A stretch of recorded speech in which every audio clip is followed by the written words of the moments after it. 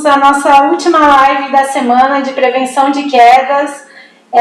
Nós tivemos, então, essa semana cheia de informações importantes, né? Iniciamos a nossa live com pacientes com Parkinson, né, na prevenção de quedas. Então, especialistas passaram diversas orientações de importância de como prevenir a queda nesse paciente. Também foi abordado na segunda live a prevenção de dança, né, na prevenção de quedas. Então, a importância da atividade física no idoso para prevenir quedas. Também foi abordado uma live muito importante no transporte de pacientes, tanto em resgate aeromédico, né, como para o próprio paciente idoso, como é feito esse posicionamento para que não ocorra as quedas. E também foi abordado as instituições de longa permanência, porque hoje a gente sabe que essas casas gerontológicas têm crescido muito, de forma até desordenadas, né? Então, como nós, tendo familiares, pais idosos, se a gente precisar inserir o nosso pai numa residência dessas, qual é o tipo de análise que a gente deve ter?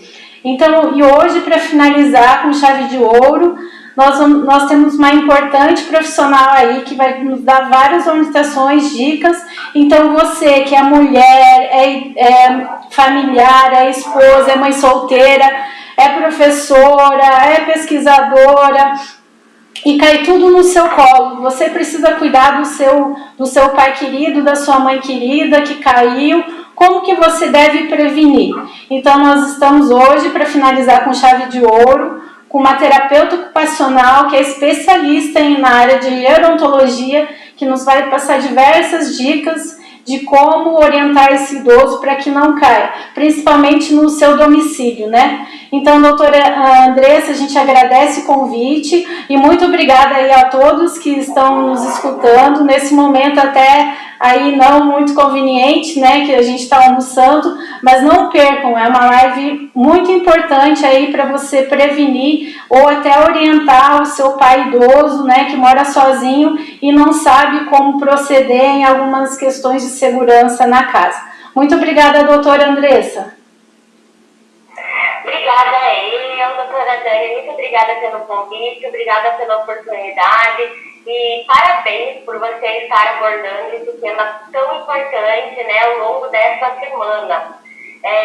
Só fazer uma breve introdução aqui para quem não conhece a nossa trajetória, né? Eu e a doutora Dani, a gente fez mestrado juntas na Universidade Federal do Paraná, onde a gente estudou o comportamento motor, a aprendizagem motora, biomecânica, fisiologia, e isso é a base, né, do estudo do movimento, do estudo do controle motor, e tão importante nas diversas áreas, nas diversas fases da vida.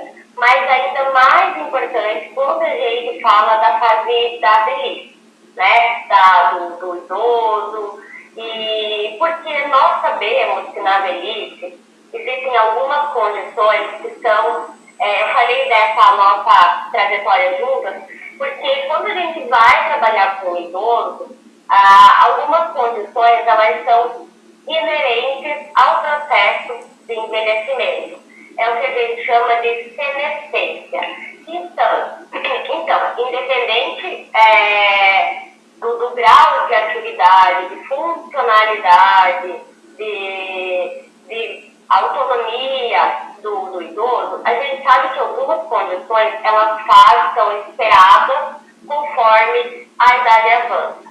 Por exemplo, né, a diminuição de alguns reflexos posturais, diminuição de correções posturais, de ajustes. E eu estou falando isso porque isso vai ser importante quando a gente for falar de adaptações, de forma generalista, como a gente vai falar aqui, né?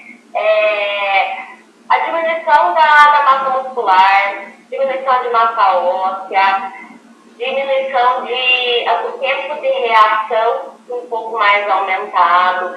E isso é importante que a gente desmistifique também, né, a questão assim, do fator idade, porque isso é esperado em qualquer organismo vivo que for perdendo lá o finalzinho do seu telômero e que for envelhecendo. Isso faz parte. Porém, não é sinônimo de incapacidade, tá? É importante a gente fazer essa introdução. Então, do que seria senescência. Senescência são as adaptações estruturais, morfológicas, anatômicas, que ocorrem conforme o processo de envelhecimento. E senilidade são as doenças, as patologias que se instalam, que são mais comuns também aí na fase da velhice. Então, a gente tem que combater o idadismo também, é um movimento que está cada vez mais forte, então a gente não pode dizer que isso é porque é idoso, isso acontece por causa da idade. A gente precisa identificar algumas questões e entender o que, ao mesmo tempo, vai fazer parte desse conjunto, né, dessa população que a gente vai acolher. Agora, doutora Dani, os números, eles são muito alarmantes, né?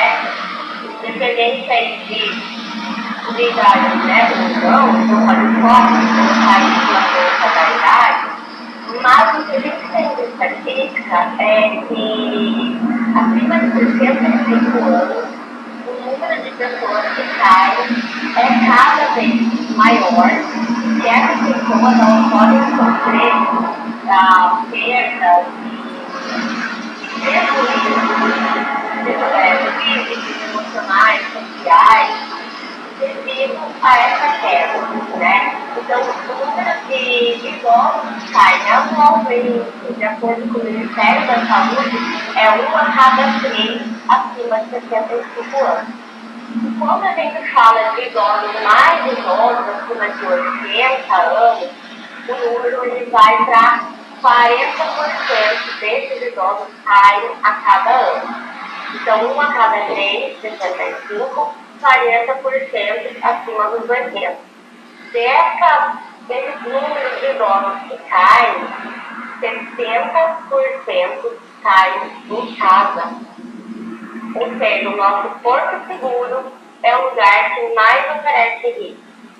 E como que a gente lida com isso, né? Então, eu fui falando de algumas alterações comuns da idade, que não são doenças, todo mundo vai passar por isso. E aí, pensando de forma generalista, a gente precisa pensar em como não sofrer com essas perdas decorrentes, essas modificações que a gente enfrenta com o passar da idade.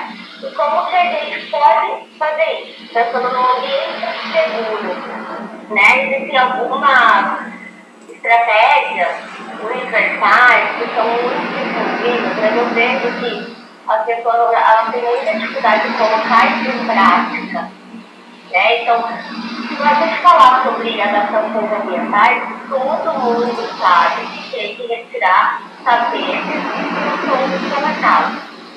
Mas quando a gente vai fazer o atendimento domiciliar, né, na casa do paciente, a gente percebe que isso continua ali, apesar das pessoas terem tido essa informação. Né? Então, eu acho que a questão da conscientização, ela precisa ser através de psicoeducação e também de mostrar os dados, os números, fatos que são... hoje se fala que a prevenção de quedas em idosos é uma questão de saúde pública, porque muitos desses idosos que têm fraturas pós-quedas, muitos não voltam no hospital. Eles acabam entrando em óbito por complicações secundárias à fratura decorrente da queda. Então, primeiro é importante a gente pensar em tudo isso para começar a praticar e levar mais a sério adaptações simples, como retirar tapetes e fios soltos pela casa, sabe, Dani? Então, assim, de modo geral, né, se eu estiver engatando um tema atrás do outro... Não, é muito importante essa abordagem comportamental do idoso, porque a gente sabe, né, que o idoso é teimoso, né? Muitas vezes a gente precisa dessa equipe multidisciplinar para ajudar a gente, né? Porque a gente, tanto da profissional da saúde como familiar, não consegue chegar no idoso nessa abordagem. Olha, você precisa tirar o tapete, que você pode escorregar e pode levar a sérios danos, né? Então, essa equipe multidisciplinar, psicólogo, psiquiatra, estando envolvidos, né, nessa nossa fala com o idoso, é muito importante. Então, essa abordagem que você comentou é real e acontece, né, doutora Andressa? Infelizmente, e a gente, como você até mencionou, assim, né, a gente vê isso até com as pessoas próximas, né, da gente, assim, a gente brinca que santo de casa não faz milagre, mas a gente está lidando com números reais, de estatística. A estatística é alarmante, ela é muito preocupante. Então, eu acredito que a equipe multidisciplinar para fazer essa abordagem, com certeza ela vai trazer um efeito aí mais importante, né? Assim, talvez trazer os sinais, fazer as pessoas realmente entenderem o impacto disso. E eu acredito que também mostrar a realidade, muitas vezes ela pode gerar assim, insights e provocar reflexões, né? Então, existem as abordagens mais conservadoras, com mais cuidado, a orientação pura ali, mas muitas vezes a pessoa, ela só consegue se convencer de colocar em prática quando ela percebe a real necessidade disso. Tem um artigo, doutora Dani, que fala sobre o uso de utensílios de tecnologia assistiva na população idosa. Então, a adesão e a colocar esse utensílio, essa tecnologia assistiva na vida cotidiana. A taxa de rejeição é enorme. Então, vou dar exemplo. Muitas vezes o idoso, ele prefere... Esse estudo foi com o idoso, tá? Mas isso eu acho que é do ser humano, assim, em geral, que a gente se vê, né? Depois eu passo, eu não tinha separado, mas depois eu passo tudo isso que eu estou citando aqui.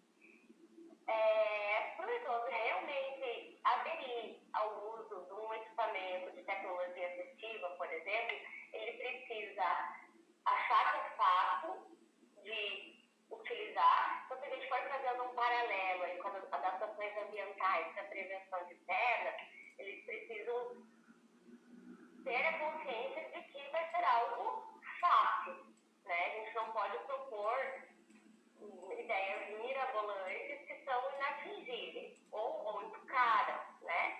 Então, precisa ser fácil, fazendo paralelo com esse artigo, e ele precisa sentir a real necessidade. Então, vamos dar um exemplo de um engrossador, por exemplo, de talher, para idoso que está com uma dificuldade de preensão fina, coordenação fina, e não está conseguindo segurar o talher adequadamente, ou tem Parkinson mais exacerbado numa mão, ou você fala de AVC.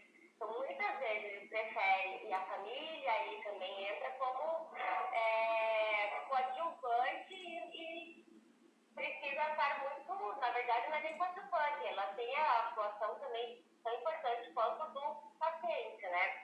Então, muitas vezes o paciente ele prefere que a família corte o alimento do que ele utilizar uma adaptação e ele realizar sozinho. Eu acho que isso, né, foi comprovado com uma amostra, uma pesquisa, mas eu acho que vale muito para adaptação ambiental também.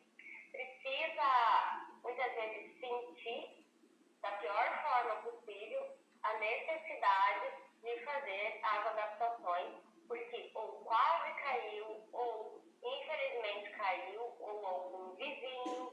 E eu tenho ouvido muitas queixas nos últimos meses, assim, Dani, de pessoas próximas, sabe? Pais, de amigos, até hoje, assim, a minha terapeuta comentou, e ela é adulta jovem, então as pessoas, elas levam muito, principalmente quando mais jovem, não levam, eu acho que não percebem a gravidade da situação.